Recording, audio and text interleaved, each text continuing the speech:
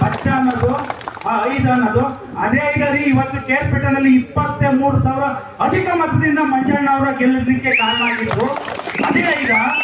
ಅದೇ ಇದರಿ ಬಿಡದಿನಲ್ಲಿ ಟೌನ್ಶಿಪ್ ಆಗಬಾರ್ದು, ರೈತರು ಜಮೀನುಗಳು ಹೋಗ್ಬಾರ್ದು ಅಂತ ಅದೇ ಇದರಿ ಕಾಲ್ನಡಿಗೆನಲ್ಲಿ ಗಾಂಧಿ ತತ್ವ ಪಾಲಿಸ್ಕೊಂಡು ಇವತ್ತು ಸ್ಟ್ರೈಕ್ ಮಾಡ್ತಾ ಕೂತಿರೋದು.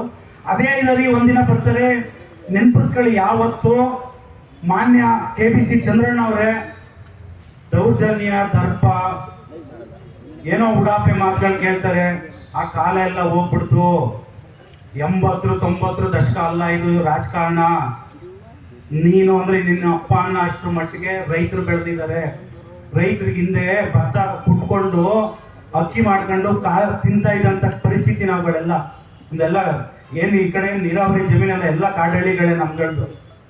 ರಾಗಿ ಒಂದ್ ಸ್ವಲ್ಪ ಬೆಳೆಯವು, ಭತ್ತ ಗದ್ದೆ ಒಂದ್ ಬೈಲಿದ್ರು ಭತ್ತ ಕುಟ್ಕೊಂಡು ತಿನ್ನಂತ ಕಾಲ ಐತಿ. ಇವತ್ತು ಯಾರು ಇಲ್ಲ, ರೈತರು ಎಲ್ಲರೂ ಚೆನ್ನಾಗಿ ನೆಮ್ಮದಿಯಾಗಿದ್ದೀವಿ. ನಾನು ಹೇಳ್ತಾ ಇದ್ದೀನಿ ಇವಾಗ್ಲೂ, ಅದೇನೋ ಹೇಳಿದ್ರಿ 1 ಎಕರೆ ಬಿಡದಿನಲ್ಲಿ 2,37,00,000 ಎಷ್ಟು ನೀವ್ ಹೇಳಿದ್ದು ಗೌಡ್ರೆ?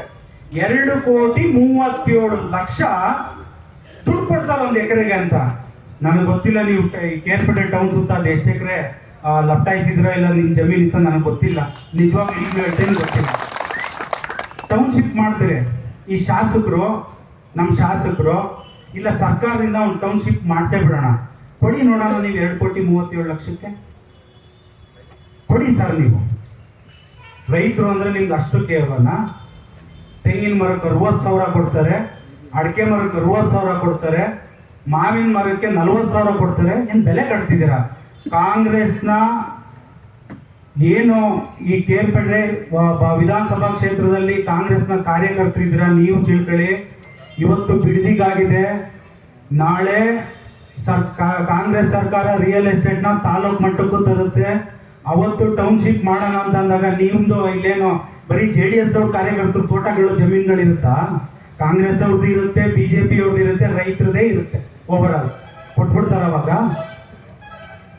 ಚಂದ್ರಣ್ಣ ಅವ್ರು ಅಷ್ಟು ಈಸಿಯಾಗಿ ಹೇಳ್ತಾರಲ್ಲ, ಬಿಡದಿನಲ್ಲಿ 2,37,00,000 1 ಎಕರೆ ಕೊಡ್ತಿದ್ರಲ್ಲ, ಕೊಡಿ ಚಂದ್ರಣ್ಣ ಅವ್ರೆ. ಸುತ್ತಮುತ್ತ ಎಲ್ಲ ನಿಂದೆ ಜಾಗಗಳಿದಾವೆ ಅಂತ ಎಲ್ಲರೂ ಹೇಳ್ತಾರೆ. ನನಗೆ ಗೊತ್ತಿಲ್ಲ ಅದು ಎಷ್ಟು ಎಕರೆಗಳು ನೀವು ಮಾಡಿದ್ದೀರಾ ಏನು ಅಂತ. ಪುನಃ ಹೇಳ್ತಿದ್ದೀವಿ, ನಿಮ್ಮ ದಬ್ಬಾಳಿಕೆ, ದೌರ್ಜನ್ಯ, ಒಂದು ಹಗುರವಾಗಿ ಮಾತಾಡೋದು, ಓ ಅವನ ಬಿಡು ಇವನ ಬಿಡು ಅನ್ನೋದು, ಅದೆಲ್ಲ ಬಿಡಿ, ಅದೆಲ್ಲ ಕಾಲ ಹೋಯ್ತದು, ಇವಾಗಿಲ್ಲ. ಕೇಳ್ಕೊಳ್ಳೋದಿಷ್ಟೇ. ಪುನಃ ಒಂದು ಈ ಕೇರ್ಪೇಟೆ ವಿಧಾನಸಭಾ ಕ್ಷೇತ್ರದ ಶಾಸಕರಿದ್ದಾರಪ್ಪ, ಮಂಜಣ್ಣ ಅವರು ಅತ್ಯಧಿಕವಾದಂತ ಮತಗಳನ್ನ ಪಡೆದು ಶಾಸಕರಾಗಿದ್ದಾರೆ. ಪದೇ ಪದೇ ಹೇಳ್ತಿರ್ತಾರೆ, ದೊಡ್ಡಗೌಡರು ನನ್ನ ನಾಯಕರು, ಕುಮಾರಣ್ಣ ಅವರು ನನ್ನ ನಾಯಕರು, ನಿಖಿಲಣ್ಣ ಅವರು ನನ್ನ ನಾಯಕರು. ಅವ್ರುಗಳು ಪ್ರತಿದಿನ ನನ್ನ ಪ್ರತಿ ಒಂದು ಹಳ್ಳಿಗಳ ಭೇಟಿ ಕೊಟ್ಟರು ಅವ್ರ ಪರವಾಗಿ ನನ್ನ ಕೇಳ್ತಿರ್ತಾರೆ, ನೀವು ಕೆಲಸಗಳು ಮಾಡ್ಬೇಕಂತ ಕೇಳ್ತಿರ್ತಾರೆ.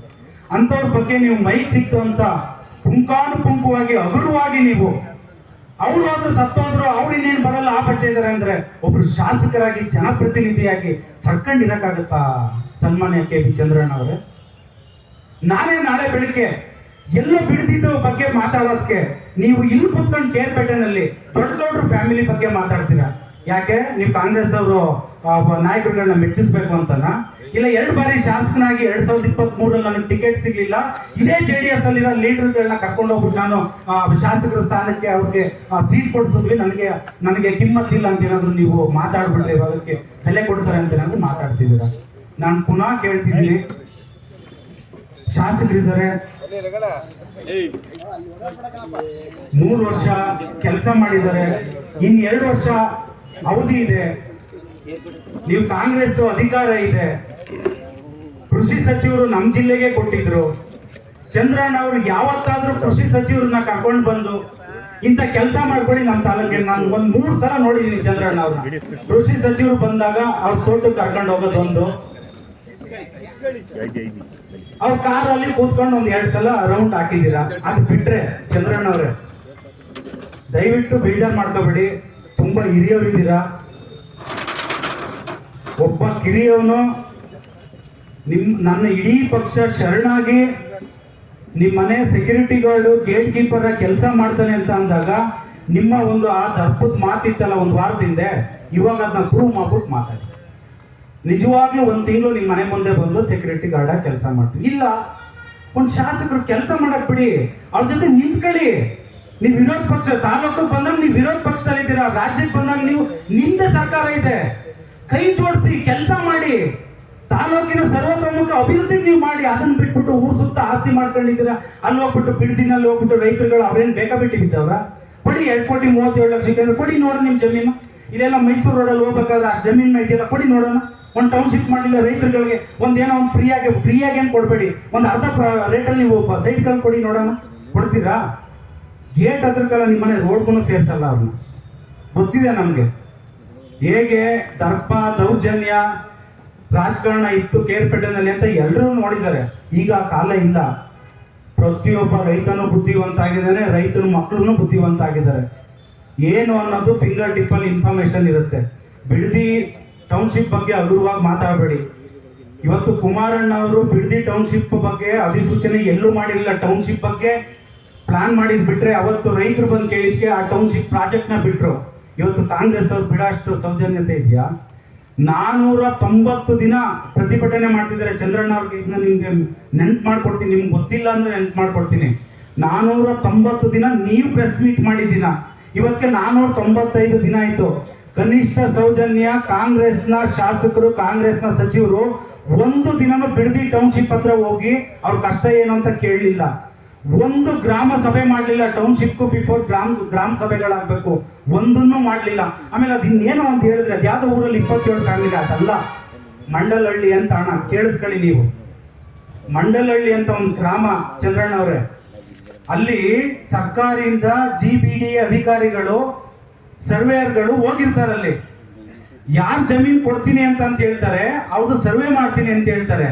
ಈ ಸ್ಟ್ರೈಕ್ ಮಾಡ್ತಿದ್ದಂತ ಸ್ಥಳದಿಂದ ನಾವು ಕೊಡಲ್ಲ ಅಂತ ಬರ್ತಾರಲ್ಲ, ಅವ್ರು ಹೇಳ್ತಾರೆ ನೀವು ನಮ್ಮ ಜಮೀನ ಸರ್ವೆ ಮಾಡಬೇಡಿ ಅಂತ. ಅಧಿಕಾರಿಗಳೇನು ಹೇಳ್ತಾರೆ, ಪೊಲೀಸ್ ಅವ್ರು ಏನು ಹೇಳ್ತಾರೆ, ಸರಿ ನಿಮ್ಮ ಜಮೀನ ನಾವು ಸರ್ವೆ ಮಾಡಲ್ಲ ಅಂತ. ಇವ್ರು ಹೇಳಿ 10 ನಿಮಿಷಕ್ಕೆ ಯಾರು ಕೊಡಲ್ಲ ಅಂತ ಹೇಳ್ತಾರೆ, ಆ ಜಮೀನ್ ಹತ್ರ ಸರ್ವೆ ಮಾಡ್ಲಿಕ್ಕೆ ಹೋಗ್ತಾರೆ.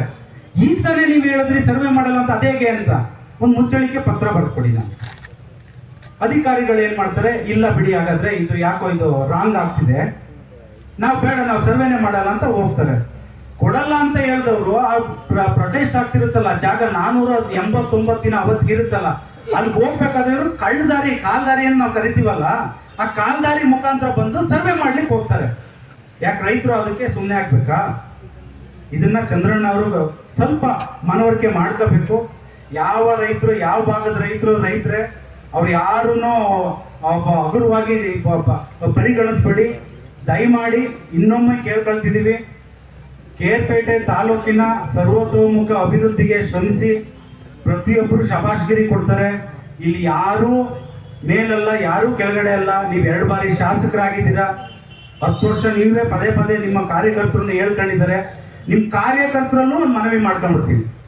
ಎಲ್ಲರೂ ಮೈಕ್ ಇಟ್ಕೊಂಡು ಮಾತಾಡಿದ್ದೀರಲ್ಲಪ್ಪ, ನಿಮ್ಮ ನಾಯಕರು 500ರಿಂದ 1,000 ಎಕರೆ ಬಿಡದಿ ಭಾಗದಲ್ಲಿ ಇದೆ ಅಂತ ಹೇಳಿದ್ದಾರೆ.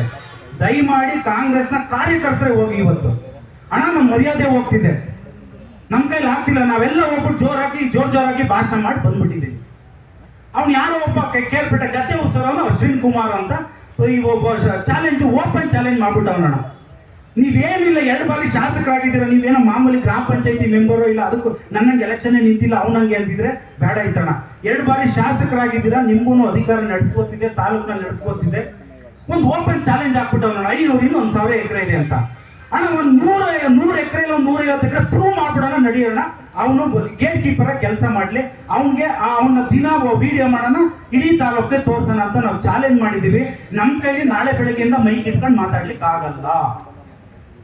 ಇವತ್ತು ಮಾಧ್ಯಮ ಸುದ್ದಿಗೋಷ್ಠಿ ಬಿಜೆಪಿ ಎಲ್ಲ JDS ಅವ್ರು ಕರೆದಿದ್ದಾರೆ. ಯಾಕಂದ್ರೆ ಬಿಜೆಪಿ ಅವ್ರ ಬಗ್ಗೆ ಜಾಸ್ತಿ ಲವ್ ತೋರಿಸ್ಬಿಟ್ಟವ್ರೆ. ಪುನಃ ಕಾಂಗ್ರೆಸ್ ಅಲ್ಲಿ ಕ್ಯಾಂಡಿಡೇಟ್ ಇಲ್ವಲ್ಲ, ಸುಮ್ಮನೆ ಲವ್ ತೋರಿಸೋದು. ಹಾಗಾಗಿ JDS ಅವರು ಮಾಧ್ಯಮ ಸುದ್ದಿಗೋಷ್ಠಿ ಮಾಡಿದ್ದಾರೆ. ನಾಳೆ ಬೆಳಿಗ್ಗೆ ನಾವು ಮೈಕ್ ಇಟ್ಕೊಂಡು ಮಾತಾಡಬೇಕು ಅಂದ್ರೆ, ಹಿಸ್ಟ್ರಿಗಳನ್ನ ಮಾತಾಡಬೇಕು ಅಂದ್ರೆ, ಹೊಸ ಸ್ಟೋರಿಗಳನ್ನ ಮಾತಾಡಬೇಕು ಅಂದ್ರೆ ಜನರು ಸುಮ್ಮನೆ ಬೆದರಿಲ್ಲ. ಕೇರ್ಪೇಟೆ ಜನರು ನಾವೇನೋ ಮೈಕ್ ಇಟ್ಕೊಂಡು ಮಾತಾಡ್ಬಿಟ್ರೆ, ಈಗ ಚಂದ್ರಣ್ಣ ಅವ್ರು ಹೇಳ್ಬಿಟ್ರು 500ರಿಂದ 1,000 ಎಕರೆ ಅಂದ್ರೆ ಬೆದರಿತಾರ ಜನರು? ಎಲ್ಲರೂ ಬುದ್ಧಿವಂತರಿದ್ದಾರೆ. ಅಣ್ಣ ನಾಳೆ ಬೆಳಿಗ್ಗೆ ಕಾಂಗ್ರೆಸ್ನ ಕಾರ್ಯಕರ್ತರು